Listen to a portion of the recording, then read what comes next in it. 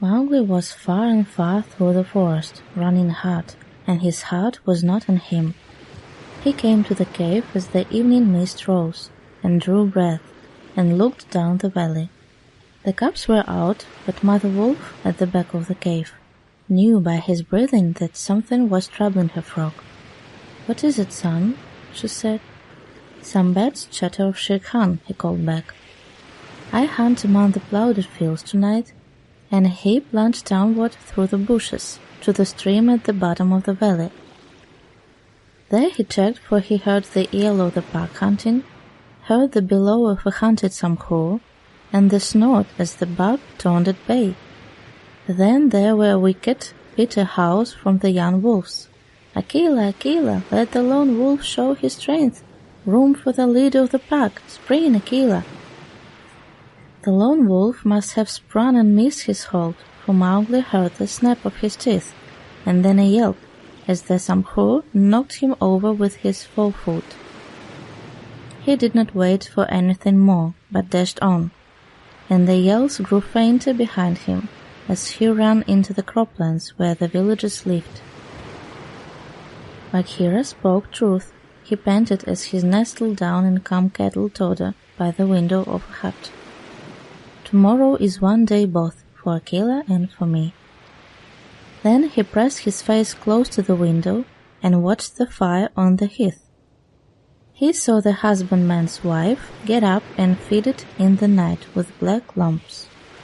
And when the morning came and the mists were all white and cold, he saw the man's child pick up a wicker pot plastered inside with earth, fill it with lumps of red-hot charcoal, put it under his blanket, and go out to tend the cows in the byre.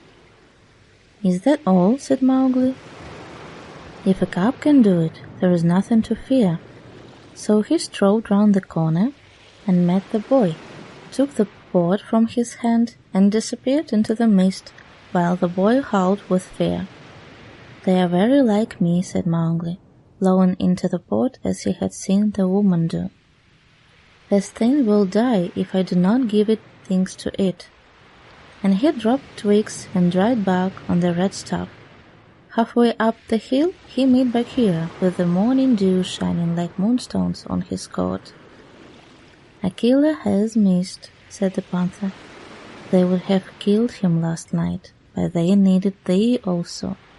They were looking for thee on the hill." "I was among the ploughed lands. I'm ready, see." Mowgli held up the firepot. "Good. Now I have seen men thrust a dry branch into that stuff, and presently the red fire blossomed at the end of it. Art thou not afraid?" "No, why should I fear? I remember now, if it is not a dream, how before I was a wolf I lay beside the red flower, and it was warm and pleasant." All that day Mowgli sat in the cave, tending his firepot and dipping dry branches into it to see how they looked. He found a branch that satisfied him, and in the evening, when Tabaqui came to the cave and told him rudely enough that he was wanted at the council rock, he laughed till Tabaqui ran away. Then Mowgli went to the council, still laughing. Akela, the lone wolf, lay by the side of his rock, as a sign that the leadership of the pack was open, and Shere Khan with his following of scrap-fed wolves walked to and fro openly being flattered. Bagheera lay close to Mowgli, and the firepot was between Mowgli's knees. When they were all gathered together, Shere Khan began to speak, a thing he would never have dared to do when Akela was in his prime. "He has no right," whispered Bagheera. "Say so. He is a dog's son. He will be frightened." Mowgli sprang to his feet. "Free people," he cried. "Does Shere Khan lead the pack? What has a tiger to do with our leadership?" Seeing that the leadership is yet open and being asked to speak, Shere Khan began. "By whom?" said Mowgli. "Are we all jackals to fawn on this cattle butcher? The leadership of the pack is with the pack alone." They were yells of "Silence, thou man's cub! Let him speak, he has kept our law. And at last the sinews of the pack thundered, Let the dead wolf speak. When a leader of the pack has missed his kill, he is called the dead wolf, as long as he lives, which is not long. Akela raised his old head wearily. Free people, and ye too, jackals of Shere Khan. For 12 seasons I have led ye to and from the kill, and in all that time not one has been trapped or maimed. Now I have missed my kill. Ye know how that plot was made. Ye know how ye brought me up to an untried buck to make my weakness known. It was cleverly done. Your right is to kill me here on the council rock, now. Therefore, I ask, who comes to make an end of the lone wolf? For it is my right, by the law of the jungle, that ye come one by one.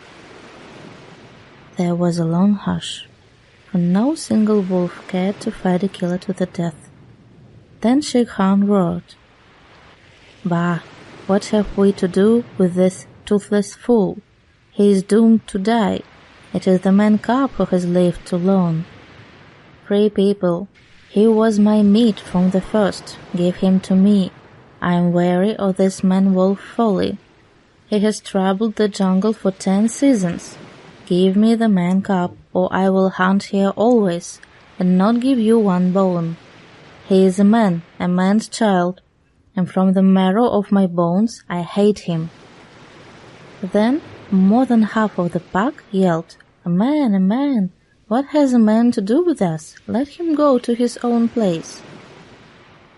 And turn all the people of the villages against us? clamored Shere Khan.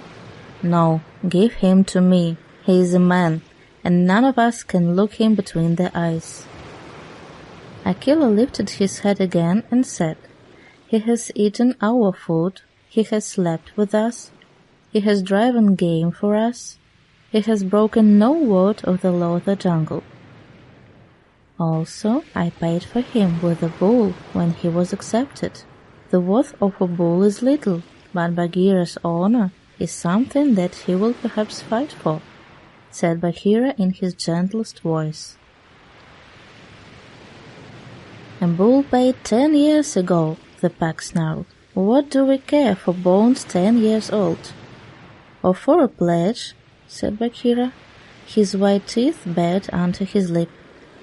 Well, are ye called the free people? No man's cub can run with the people of the jungle, howled Shere Khan. Give him to me. He is our brother in all but blood, Akela went on, and ye would kill him here. In truth, I have lived too long.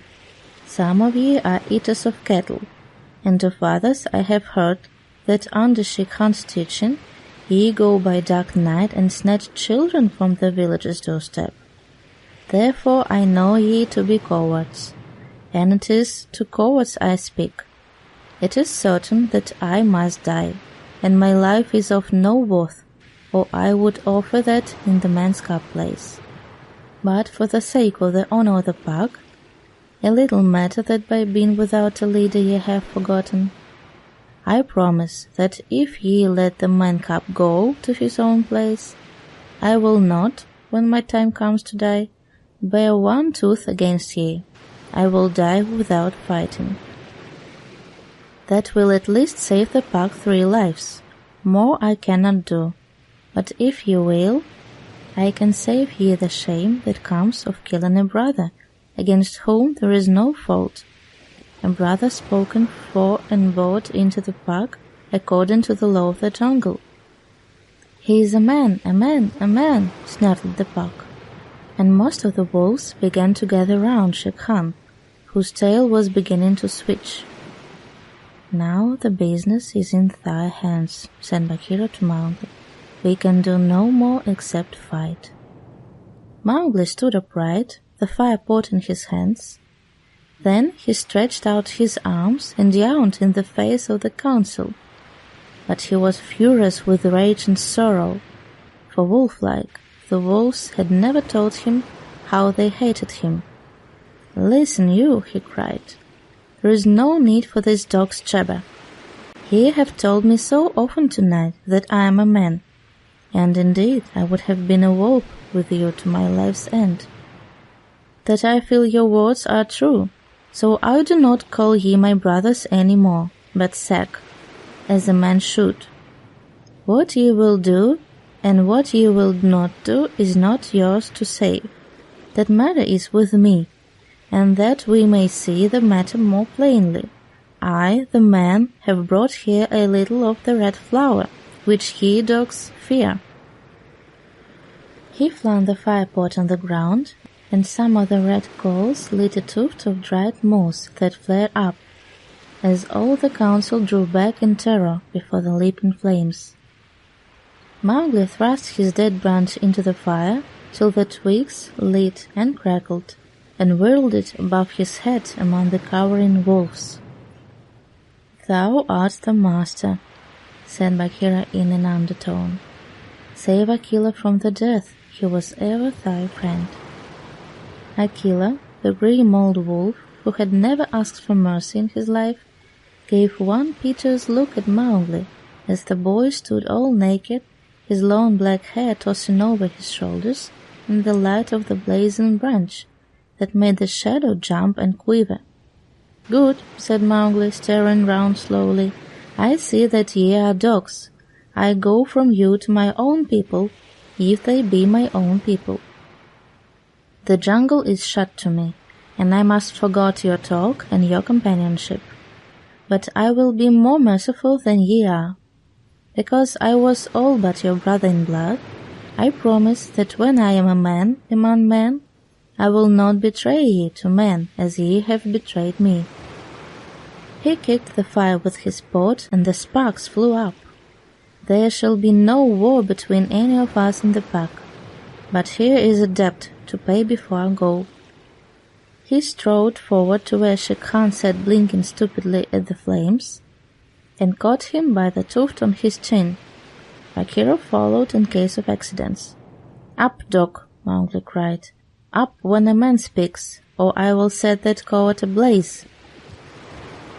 Shere Khan's ears lay flat back on his head, and he shut his eyes, for the blazing branch was very near. "This cattle killer said he would kill me in the council, because he had not killed me when I was a cub. Thus and thus, then, do we beat dogs when we are men. Stir a whisker, Lungri, and I ram the red flower down thy gullet." He beat Shere Khan over the head with the branch, and the tiger whimpered and whined in an agony of fear. "Pah, singed jungle cat, go now. But remember, when next I come to the council rock, as a man should come, it will be with Shere Khan's hide on my head. For the rest, Akela goes free to live as he pleases. Ye will not kill him, because that is not my will. Nor do I think that ye will sit here any longer, lolling out your tongues as though ye were somebody's, instead of dogs whom I drive out thus. Go!" The fire was burning furiously at the end of the branch, and Mowgli struck right and left round the circle, and the wolves ran, howling with the sparks burning their fur. At last there were only Akela, Bagheera, and perhaps 10 wolves that had taken Mowgli's part. Then something began to hurt Mowgli inside him, as he had never been hurt in his life before, and he caught his breath and sobbed, and the tears ran down his face. "What is it? What is it?" he said. "I do not wish to leave the jungle. I do not know what this is. Am I dying, Bagheera?" "No, little brother. That is only tears, such as men use," said Bagheera. "Now I know thou art a man, and a man's cub no longer. The jungle is shut indeed to thee henceforward. Let them fall, Mowgli. They are only tears." So Mowgli sat and cried as though his heart would break, and he had never cried in all his life before.